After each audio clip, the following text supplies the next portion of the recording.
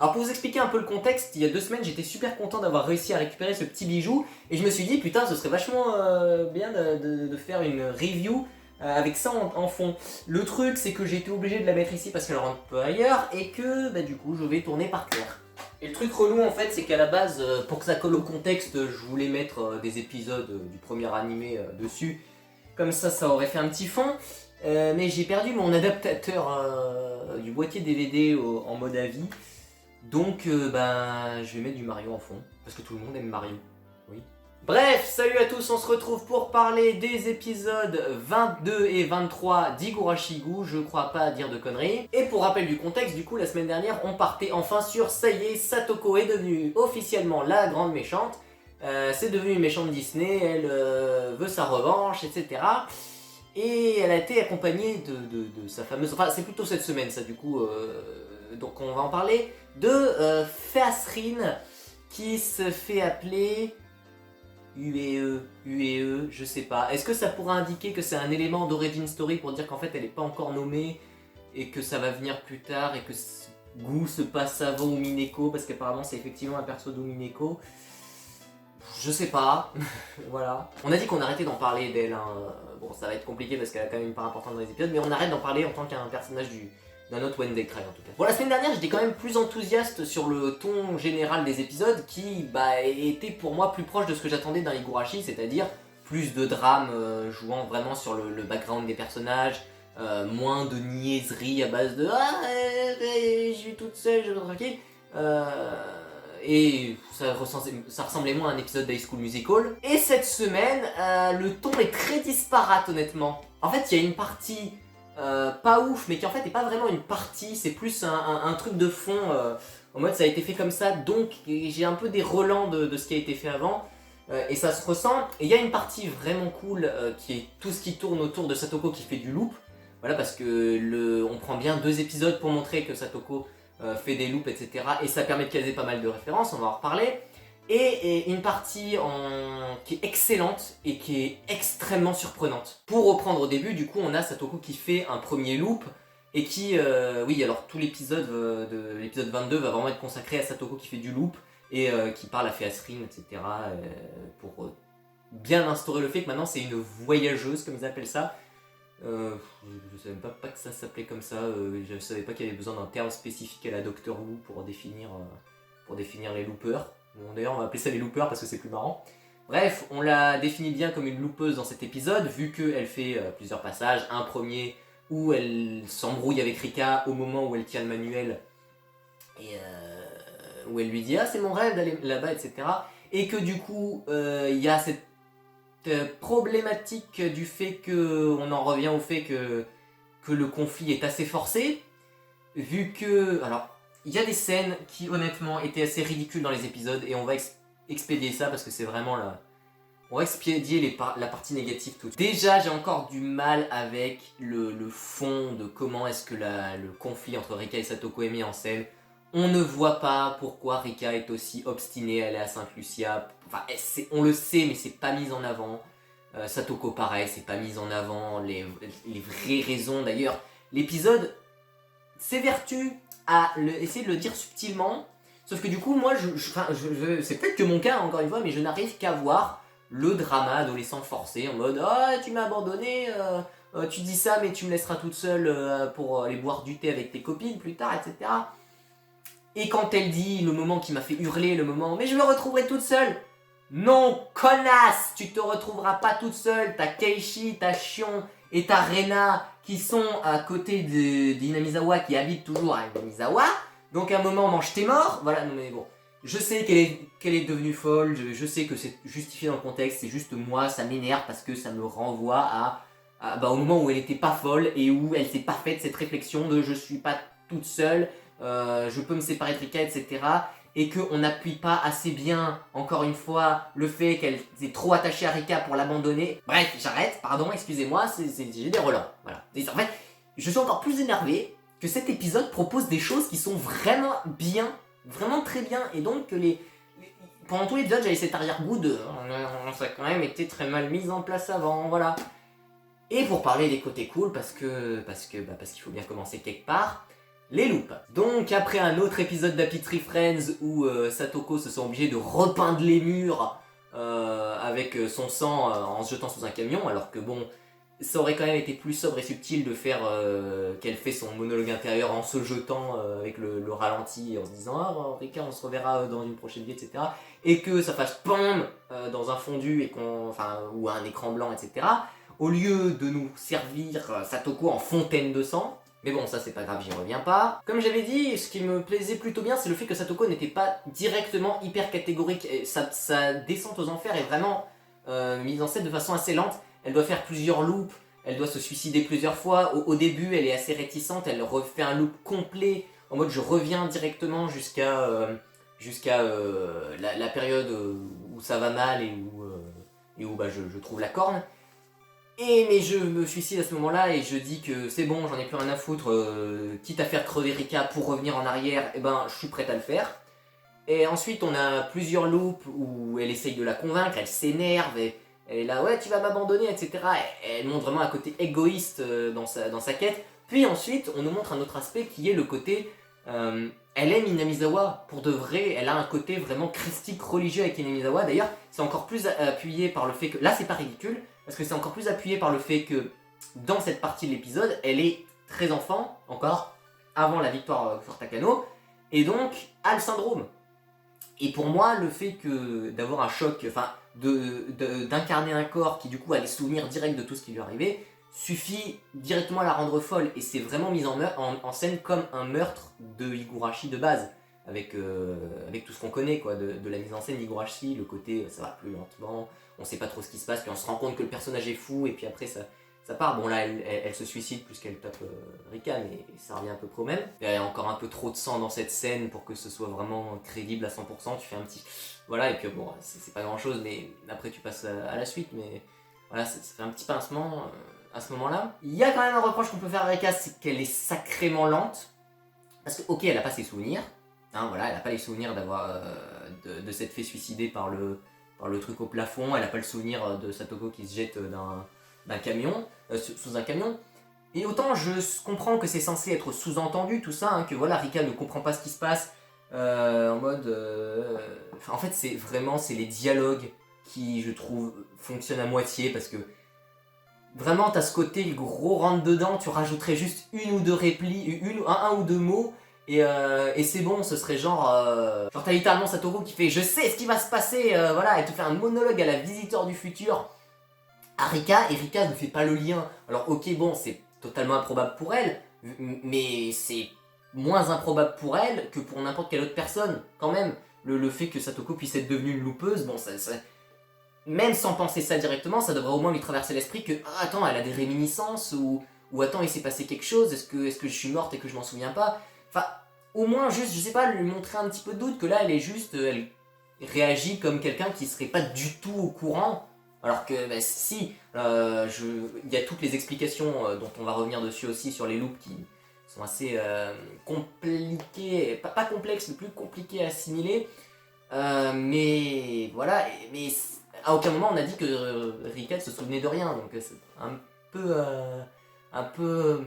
ça fait un peu grandiloquent quoi, c'est genre, je sais ce qui va se passer, ah bah c'est bizarre, c'est comme si tu savais louper, c'est quand même incroyable, dis-moi. Et la dernière phase où ça en vient aux mains, c'est carrément, voilà, plus d'arguments, c'est genre, tu fais n'importe quoi, t'es une tête de pioche, espèce de connasse, viens manger tes morts, etc.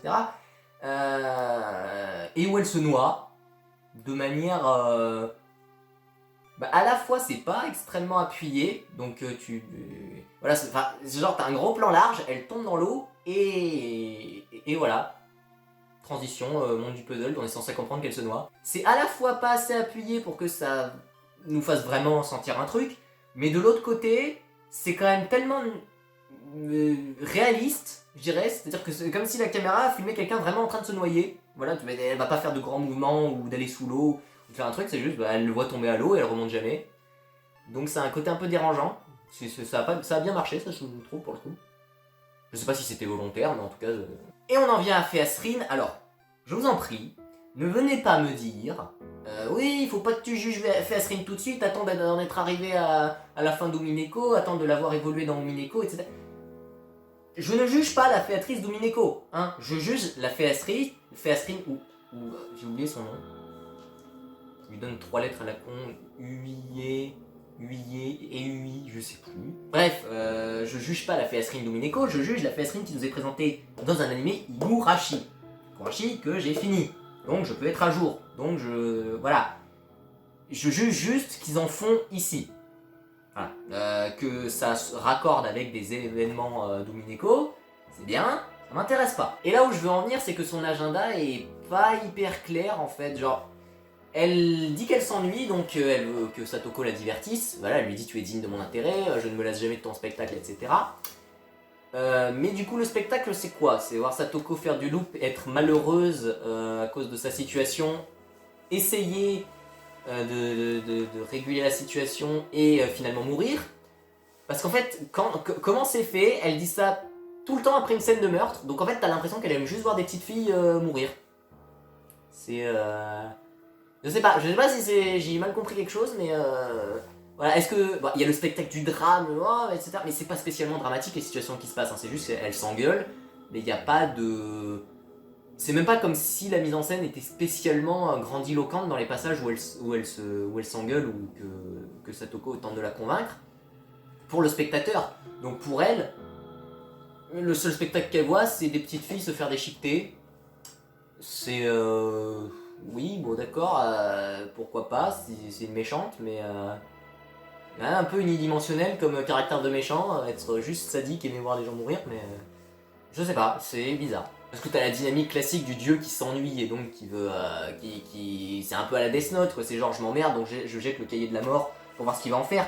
Mais à aucun moment ça sort vraiment de l'ordinaire, j'ai envie de dire. Enfin, si elle a assisté au monde d'Higurashi, bah elle doit quand même se rendre compte que c'est pas spécialement extraordinaire comme situation, quoi. Et elle devrait plutôt se regarder les autres fragments, enfin je sais pas, ou alors elle a une connaissance précise de ça, mais je sais pas, c'est étrange. En fait, j'ai presque envie d'y voir une métaphore du spectateur, c'est-à-dire qu'elle incite Satoko à faire des saloperies et à créer des boucles. Parce que pour qu'il y ait une histoire, il faut qu'il y ait du drama, il faut qu'il y ait du meurtre, il faut qu'il y ait... Voilà, pour avoir une bonne histoire d'Higurashi, il faut tout ça. C'est presque comme si ce personnage représentait le spectateur qui attend le nouvel animé Higurashi Gu et qui, au début, dans les premiers épisodes, regarde un truc classique et qui après se rend compte que voilà, il y a quelque chose qui va pas, etc. Mais pour le personnage en lui-même, je vois pas vraiment où ça va et à quoi ça conduit. C'est... Le personnage, il peut symboliser quelque chose de fort, mais dans la mise en place de ses désirs, de ses desiderata, elle est pas super intéressante, quoi. Elle est surtout là pour servir de fonction. Du coup, ça devient pas vraiment le spectateur qui regarde l'animé, mais plus les scénaristes qui veulent un épisode de plus, qui veulent des épisodes en plus. Je dis pas que le personnage est pas intéressant ou quoi, au contraire, rien que le fait qu'elle soit dans le monde du puzzle, etc., faut poser plein de questions. Son côté un petit peu sadique, hautaine, sont assez bien rendus dans les épisodes, surtout en complément avec Satoko. Mais je sais pas, ça devient un peu la sidekick de la vraie antagoniste, qui du coup sert un peu juste de Deus Ex Machina. Enfin de Deus Ex Machina dans le sens inverse, quoi, l'élément divin qui crée les péripéties, pas qu'il les résout. Ensuite, gros passage qui fait passer Satoko pour vraiment une connasse irrécupérable qui a complètement tourné Evil, parce qu'on en arrive au point où elle retraverse les fragments, on va y revenir, elle retraverse les fragments qu'a vécu Rika, et donc comprend un peu mieux comment marche le loop, quelles répercussions ça peut avoir sur sa psychologie, bref. Apparemment, elle y reste 100 ans, donc elle vit l'expérience de 100 ans de Rika, tout en l'observant. Alors on peut peut-être justifier ça par le fait que comme elle fait que les regarder, elle en tire pas des leçons émotionnelles, mais juste morales, enfin juste intellectuelles, pardon. Mais est-ce que ça justifie vraiment le fait qu'elle ait aucune compassion pour Rika qui a passé plus de 100 ans à essayer de la sauver et qu'en plus elle la trash talk pas mal en mode ouais Rika s'attend juste à ce que le dé du destin lui donne un hasard. Il y a beaucoup de références dans cet épisode, hein, le dé du destin, etc. qui sont pas directs, c'est genre Satoko dit si Rika lance un dé, elle s'attend à ce que ce soit le hasard alors que moi je tricherai pour l'avoir. Et bonne voix pour une méchante Satoko qui devient totalement tarée en mode Rika maléfique quoi, ça devient la némésis littéralement de Rika, elle a les mêmes pouvoirs mais elle les utilise pas pour les mêmes objectifs, elle l'utilise totalement pour son pouvoir égoïste, tandis que Rika, même s'il y avait un peu de ça, elle menait une quête altruiste pour avoir quelque chose d'égoïste. Même dans la mise en scène, elle est plutôt sympathique à voir, elle se pose vraiment sur son trône en mode tout se déroule selon le Kaikeku. Voilà, je vais pas vous refaire tous les dialogues, mais il y a des passages où elle a vraiment une personnalité sadique, jouissive, et ça rend bien à l'écran. Le problème, c'est que ce développement il est intéressant, ce côté Nemesis il est intéressant, mais c'est pas assez justifié, assez bien mis en place, comme je l'ai dit. Je suis obligé d'y revenir constamment parce que c'est la mise en place de tout ce qui se passe actuellement. C'est le côté. C'est juste un délire de jalousie, d'embrouille entre les deux, dans la mise en place, ça a été présenté comme ça et je peux pas totalement prendre au sérieux un perso qui est méchante juste parce qu'on l'a pas invité à prendre le thé. Je caricature beaucoup, mais c'est justement le problème, c'est que l'anime lui-même caricature beaucoup ça. Et c'est d'autant plus surprenant vu l'épisode 23, mais on va parler de l'épisode 23 après. D'abord, on a du coup cette magnifique sélection de moments d'Higurashi. Bon, je vais pas tous vous les refaire parce qu'il y a quand même pas mal une bonne sélection de moments, de courts extraits de certaines scènes en particulier, des scènes cultes d'Higurashi qui sont vraiment restées dans les mémoires. Que je les ai vus, je me suis pas posé la question une seule seconde d'où ça vient, j'ai un peu oublié, ça vient de ça. Non, voilà, Keishi qui voit le village s'être fait massacrer entièrement, Keishi qui tue Rena et Shion, le moment où il demande à Rena, qu'est-ce qui se passe, c'est qui le meurtrier, etc. Voilà, c'est des scènes qui sont marquantes et qui sont assez sympathiques à être vues dans le style de Gu, c'est vraiment purement fanservice, hein, pour le coup, on n'était pas obligé de les montrer, on aurait pu juste faire une espèce de freeze avec des images pendant une seconde et faire Satoko qui les absorbe d'un coup, mais non, elle y passe du temps pour nous remontrer ces scènes et je pense nous faire plaisir. Et moi ça me fait plaisir parce que c'est la première fois du coup que ces scènes sont pour moi bien illustrées en animation, surtout que la mise en scène n'en fait pas trop.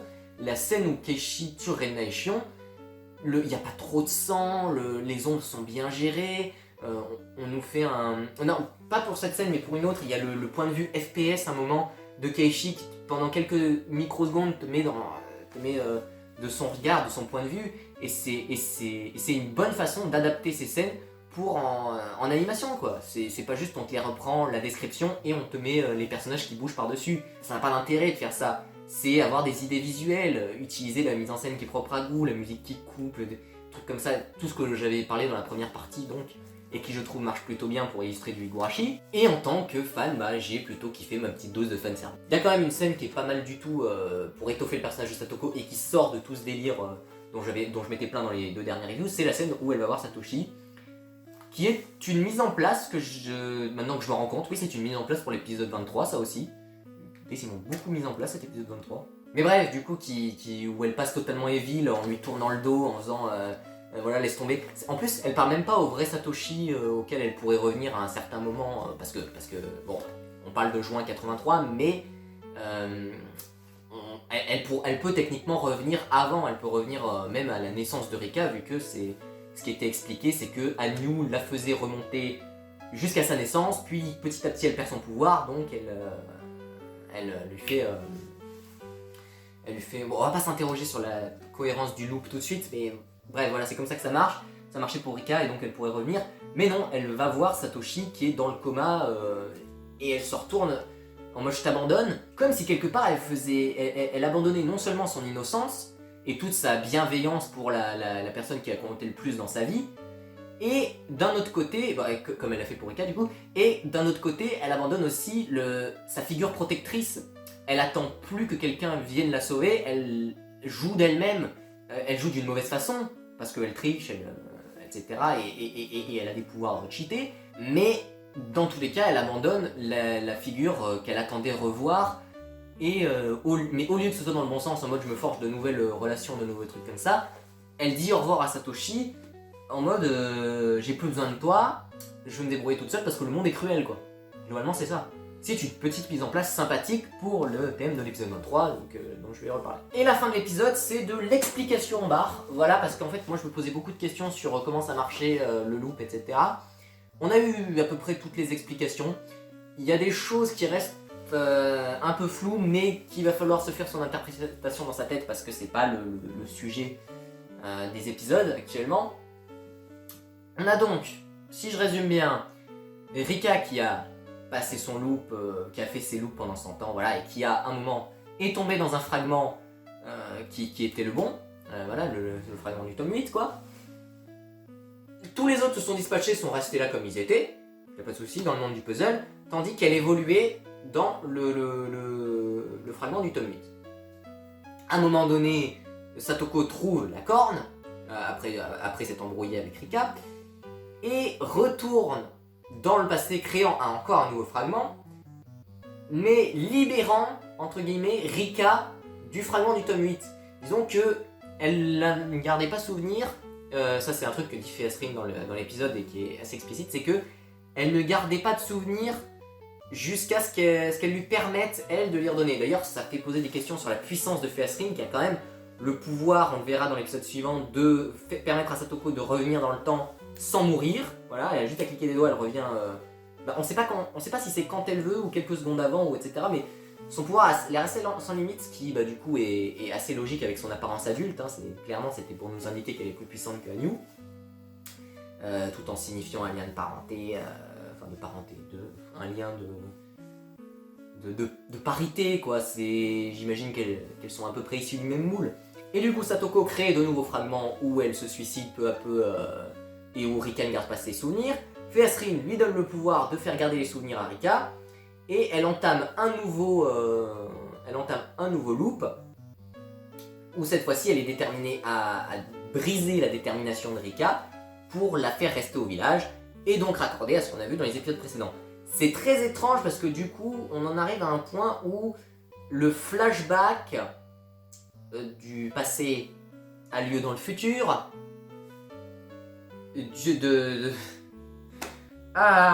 Nolan en PLS. Je vais crever. Cette vidéo est beaucoup trop longue et en plus je la tourne après celle de Totoro. Au passage, je suis désolé à tous ceux qui me disent qu'ils ont du mal à suivre. Vraiment, suivez cette vidéo en plusieurs parties si vous voulez entendre tout ce que j'ai à dire. Je sais pas, je vais essayer de m'arranger pour faire des timecodes, je sais pas, je vais faire un truc parce que la vidéo est beaucoup trop longue là. Mais en même temps, j'ai beaucoup de choses à dire et j'en suis qu'à l'épisode 22 quoi. Bon, et voilà, et du coup, Satoko crée des fragments dans le but de briser la volonté de Rika. Et ce qui nous amène aux événements qu'on a connus, peu à peu, voilà, tout le monde meurt. Même si on sait pas encore, c'est un point qui est resté un peu flou, ça qui j'imagine sera exploité dans l'épisode suivant. Comment est-ce qu'elle fait pour rendre les personnages fous. Et le côté... En fait, il y a des choses qui sont expliquées dans l'épisode 23, qui sont un peu mises en place, qui nous font dire ah oui, c'est peut-être ça, mais... On n'a pas encore une des explications principales qui est de comment Satoko réussit à manipuler le syndrome. Et on passe enfin à l'épisode 23. Hop, et du coup on change. Parce que je trouve l'écran de ce jeu stylé. Épisode 23 qui est une pépite. L'épisode commence directement sur une scène référentielle qui est la scène où Satoko participe au tournoi de jeu. Et où Keishi lui dit ah t'as l'air de t'ennuyer, elle fait oui j'ai déjà participé à plein de concours comme ça parce qu'elle en a le souvenir probablement. On sait pas exactement quand l'épisode se déroule au début, alors vu ce qu'on a dans l'épisode je pense que ça se déroule au début du tome 3 de goût j'entends, c'est-à-dire épisode combien? Épisode 9. Les épisodes où j'avais ragé à l'époque parce que c'était beaucoup trop... C'était mal fait ce qu'ils avaient fait. Bref. Et cette sympathique scène est une scène référentielle parce que du coup c'est la scène du tome 7, clairement. La scène du tome 7, au début du tome 7 où quand Rika a totalement perdu espoir d'enfin s'en sortir au bout de 100 ans, sachant qu'il lui reste sachant qu'on a posé l'ultimatum juste avant.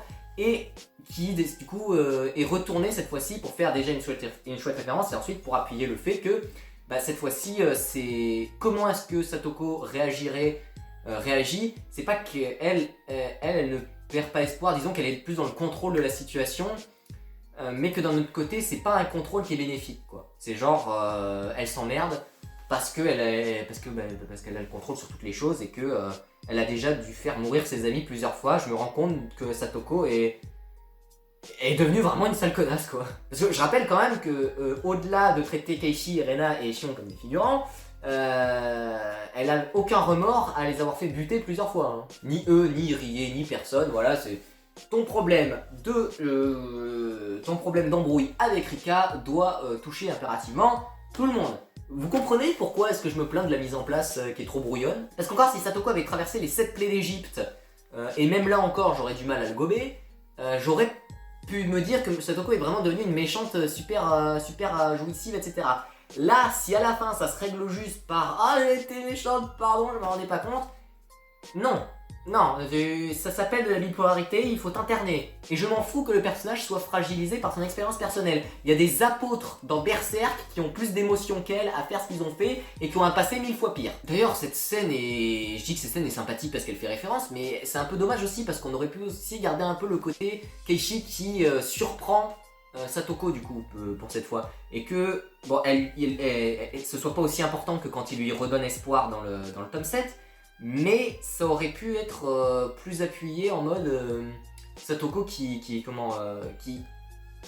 au moins a un petit regard en mode étrange et qui en plus corroborerait avec le fait que plus tard dans l'épisode elle dise j'ai remarqué un phénomène étrange qui est celui que y a plein de gens qui gardent leurs souvenirs à ce moment-là. Bon, clairement c'était pas une mise en place pour faire ça, ça aurait été la mise en place d'une mise en place. Ça aurait été un peu... Tu vois, mais c'est ce genre de petits détails qui font aussi que je me plains des relations entre les persos et du fait qu'Eishi soit vraiment une grosse fonction pour le EUA. Voilà, EUA, c'est pas ouf comme nom. Alors c'est la blague, hein, c'est censé être pas ouf, c'est censé être un peu drôle, mais c'est pas ouf comme monde, EUA. Je continue à l'appeler Fiasserie. Et à partir de là, l'épisode prend une tournure totalement inattendue. Et je pense que je vais y passer encore beaucoup de temps, parce que la seconde moitié de cet épisode est exceptionnelle. Je vous jure, j'en peux plus, ça va. Avec l'autre vidéo là, ça va faire 3 heures j'enregistre. Je suis crevé. Mais j'ai quand même envie de consacrer un peu d'énergie à ce moment qui est le meilleur de toute la série. Voilà, le meilleur épisode de toute la série, rien que pour ce demi-épisode. Hein. Il y a eu des choses très bien avant, encore une fois, hein, je me répète, mais là, pour moi, c'est ce qu'on a fait de mieux. Ça dépasse la scène du suicide de Satoko, ça dépasse tout. On est face à un épisode qui est non seulement excellent, mais en plus, je pense, complètement inattendu pour absolument tout le monde. Qui, un jour, se douterait que Teppei Hojo deviendrait un personnage intéressant. Teppei Hojo, c'est, comme je l'avais dit, une armoire à glace. C'est l'exemple type du personnage fonction dans Higurashi. C'est le personnage qui est présent au début et qui a une importance dans le récit, mais qui n'a pas de développement, qui ne va nulle part, qui est juste là pour servir de menace finalement. Même Okonogi a été plus développé que lui dans Higurashi. C'est le personnage, je pense, le moins développé, le personnage aussi important comme ça, qui était le moins exploité, le moins développé. Ça ne gênait personne, parce que c'était logique d'avoir de temps en temps un personnage qui sert que à ça, qu'à lancer l'intrigue, qu'à faire des trucs. Et Ryukishi a réussi, parce que là j'y crois, là il y a la patte de Ryukishi derrière, et là je crois que l'auteur de Higurashi a écrit cet épisode, là je le crois.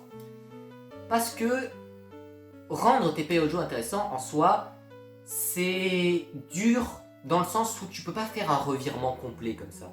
Ce serait trop over the top. Tu peux pas faire que Satoko lui pardonne tout d'un coup parce que il a appris que c'était pas gentil d'être méchant quoi. Là, du début à la fin, la mise en place, tout ce que vous voulez, les références qu'on a eues dans les épisodes précédents, etc. Tout est parfait. J'ai même envie de dire, il apporte une réaction aux événements, à tout le concept du loop, etc., de réminiscence, etc., qui est totalement fraîche dans Higou. Pour commencer, on le voit à son appartement en train de mourir 2 fois. Voilà. Au début, j'étais persuadé que c'était Satoko qui venait se venger en mode maintenant que j'ai des pouvoirs surnaturels, genre je peux claquer des doigts. Oui, d'ailleurs, on n'en reparlera pas de ça parce que ça commence à déjà être long, mais elle claque des doigts, elle peut revenir un peu dans le passé pendant le jeu de cartes, c'est pas explicitement expliqué de ouf, donc je sais pas à quoi ça va servir, surtout que c'est un peu craqué comme pouvoir quand même et que je vois pas l'utilité. Ce sera sûrement utile à la fin du flashback, hein, quand elle viendra, ou alors dans l'épisode suivant peut-être, je ne sais pas. Et bref, on suit la petite vie trépidante de Teppei qui se réveille un matin et a des réminiscences.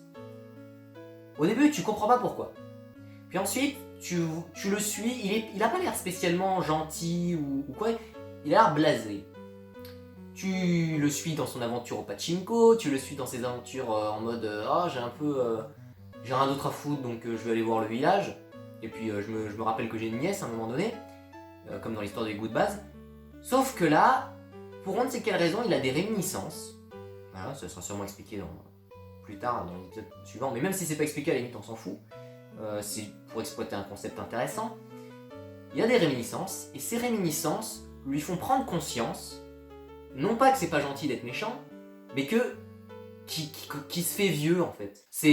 On a un personnage qui voit sa mort en réminiscence, littéralement, et qui réagit pas en mode ah c'est horrible, qu'est-ce qui va m'arriver, qu'est-ce qui m'est arrivé, c'était un cauchemar.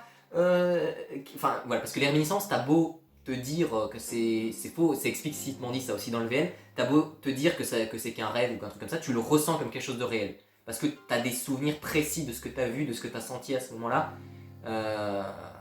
Donc il le ressent comme étant vraiment un truc hyper fort, plus qu'un cauchemar quoi. C'est comme ça qu'il faut l'interpréter, je pense. Et du coup, il prend conscience qu'il vieillit, qu'il a presque la quarantaine, voilà, parce que j'imagine qu'il doit avoir genre 35-40 ans vu la chronologie qu'on nous a exploité jusque-là et que dans les flashbacks il avait déjà l'air un peu vieux.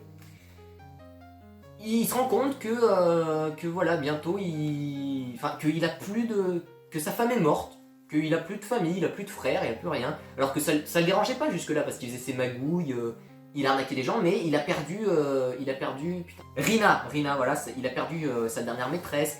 Plus personne veut l'approcher parce qu'il a des embrouilles avec la mafia, les Sonozaki, et plus aucune gonzesse veut l'approcher. Bref, on reprend cette base du personnage qui est un peu désespéré, qui est un peu un connard désespéré, mais qui peut être dangereux selon ce qu'il veut faire, et qui, d'un coup, prend conscience de ce que cette vie, de ce que ses réactions, de ce que son comportement impliqueront pour lui plus tard. Et contrairement à Keishi, et les autres même, il le prend pas comme un défi, ou comme quelque chose à surmonter, ou comme une fatalité ou quoi.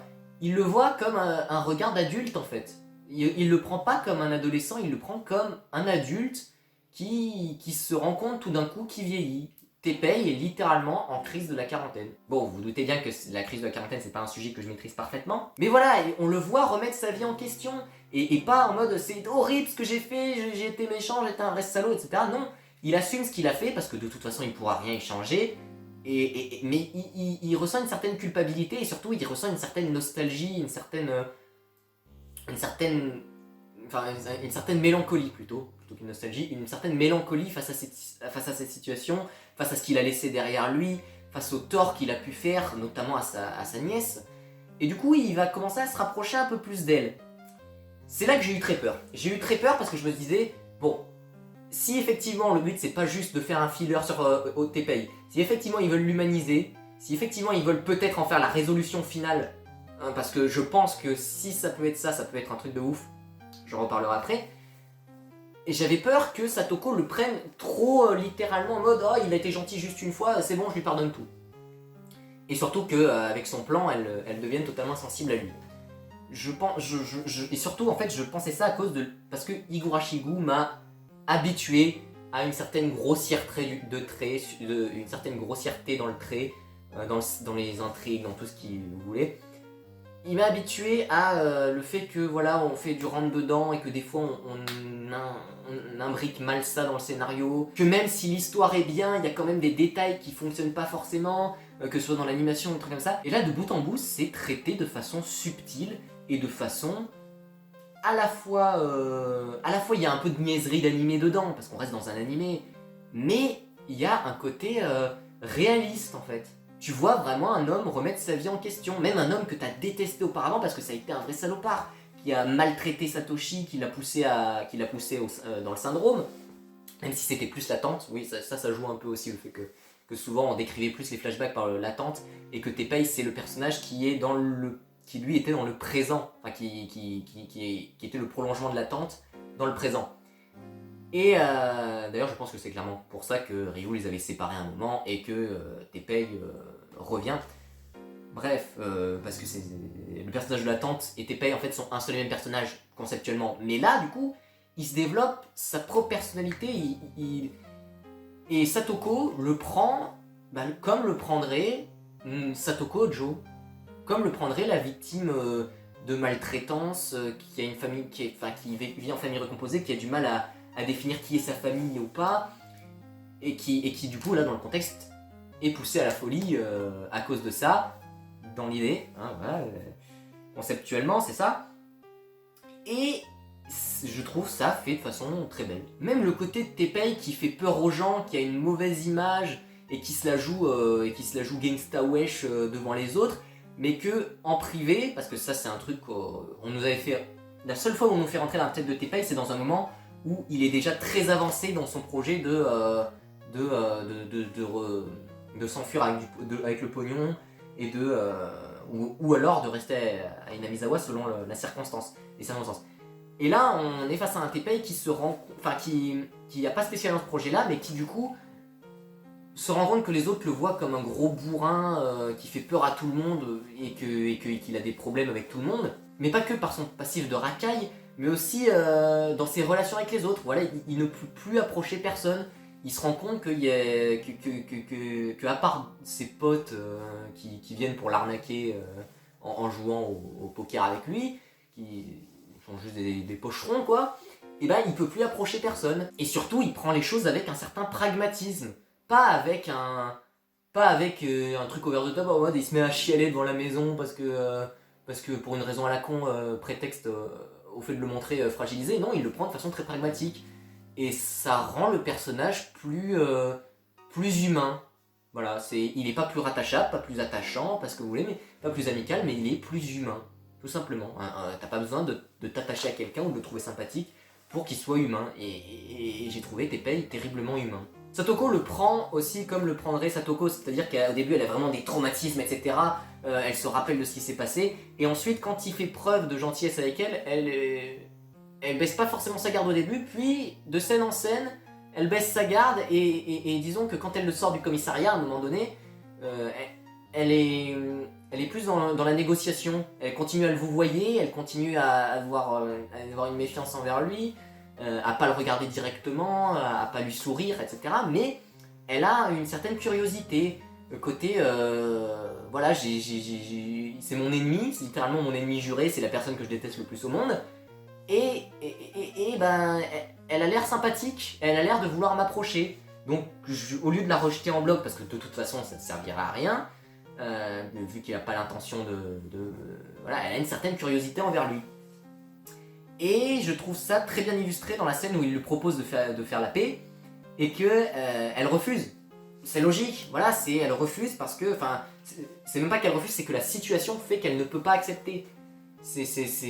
Malgré toutes ses envies, etc., elle a ce traumatisme, elle a ce passif avec lui, il a été trop cruel, et en plus, j'imagine que du coup elle a ses réminiscences, et qu'elle se rend bien compte de tout ce qu'il a fait de mal par le passé. Et t'as cette scène parfaite de conclusion, où Satoko vient d'avoir sa petite crise et de tomber par terre parce qu'elle se rappelle que tout ce que ce personnage implique dans son propre background. Et elle a la main qui tremble, et tu le comprends dans le sens où elle vient de vivre quelque chose qui mélange le traumatisme et elle se rend compte qu'il y a une possibilité de se faire pardonner, mais elle se rend compte qu'il y a une possibilité, il y a une ouverture, il y a eu un sniper de chasse, où elle se rend compte que de la sincérité de son oncle, et qu'il y a une possibilité pour qu'elle fasse la paix avec son passé, littéralement. Et le personnage de Teppei dans cette scène est aussi très intéressant parce qu'il montre pas le fait de vouloir foncièrement s'excuser à tout prix et que ça, qui se pose en martyr et qu'ensuite elle lui tend la main en mode mais ne t'inquiète pas, mon oncle s'est oublié depuis longtemps. Alors que non, voilà, non, c'est pas ça qui se passe, c'est que il lui dit clairement, voilà, je sais que c'est un peu égoïste ce que je vais te demander parce que c'est surtout pour moi, parce que ça reste toi la victime dans l'histoire et moi, même si je me suis assagi, ça reste que ça pourrait pas effacer ce que j'ai fait, mais je pense que ça pourrait être bénéfique pour nous deux si on apprend à au moins faire la paix.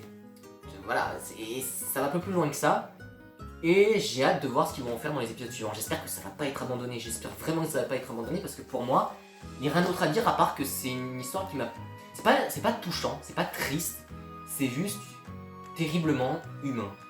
Voilà, t'as de la compréhension pour cette situation, t'as de la compréhension pour Teppei, et je pense que ça va être très important pour la suite. Très important pour la suite parce que si effectivement le fait de renouer avec le fait que Satoko fasse tout ce qu'elle fait et veut pousser Rika à bout à cause de son passé, de son background, de tout ce qui fait qu'elle a des traumatismes, si elle réussit à renouer avec et à se rendre compte que à son village il n'y a pas,